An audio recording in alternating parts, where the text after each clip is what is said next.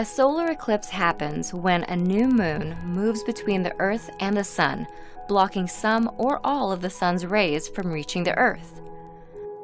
By cosmic chance, even though the Sun is 400 times wider than the Moon, it's also 400 times farther away. Therefore, the two objects appear the same size in our sky.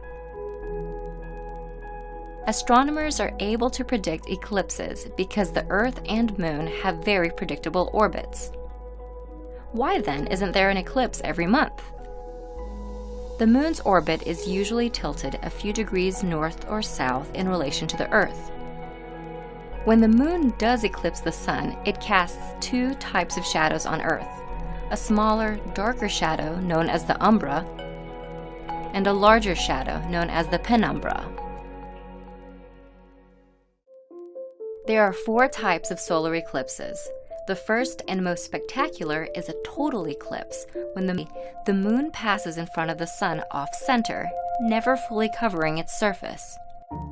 Third, an annular eclipse occurs when the Moon passes directly in front of the Sun.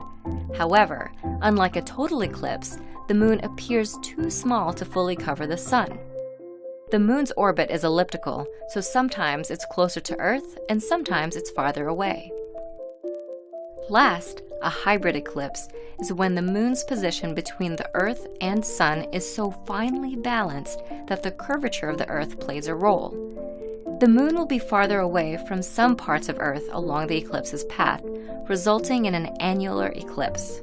In other parts, the Moon will be just close enough to fully cover the Sun, resulting in a total eclipse. While a total solar eclipse happens somewhere on Earth every year or two, any given point on Earth experiences the event only about once every 400 years. We interrupt this video for an important safety announcement. Looking directly at the Sun, even during an eclipse, can cause permanent eye damage. Fortunately, there are ways to enjoy an eclipse safely. The easiest is to use certified eclipse-watching glasses, which are shaded thousands of times darker than typical sunglasses. You can also look at the eclipse indirectly by making a pinhole viewer. Simply poke a small hole in a piece of cardboard. Hold the cardboard up to the Sun, allowing the Sun's image to be projected onto a flat surface. Be sure to look only at the surface and not through the cardboard. Just before the Moon completely covers the Sun, low-lying valleys on the Moon's edge will be the only spots that sunlight continues to pass through. These remaining brilliant shafts of light, known as Bailey's beads, will disappear one after another. And finally, a single bead of light remains, known as the diamond ring, signaling that you're just seconds away from experiencing totality. Once the last bead disappears and the Moon completely covers the Sun's surface, the view through your eclipse glasses will be pitch black. Totality achieved. At this point, none of the Sun's rays are reaching your eyes, and it's the only time that it's safe to take off your glasses. Remember to put your eclipse glasses back on before any of the Sun's rays start to peek through again. Any sunlight reaching your eyes, even for a few seconds, can cause serious damage.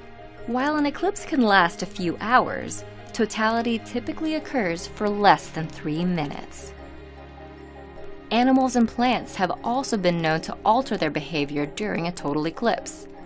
Songbirds may stop singing, crickets may start chirping, and flowers may even start to close up. We won't always be able to see total solar eclipses. The Moon moves about 1.5 inches away from Earth each year. It's estimated that in about 1 billion years, the Moon will be too far away from Earth to completely cover the Sun.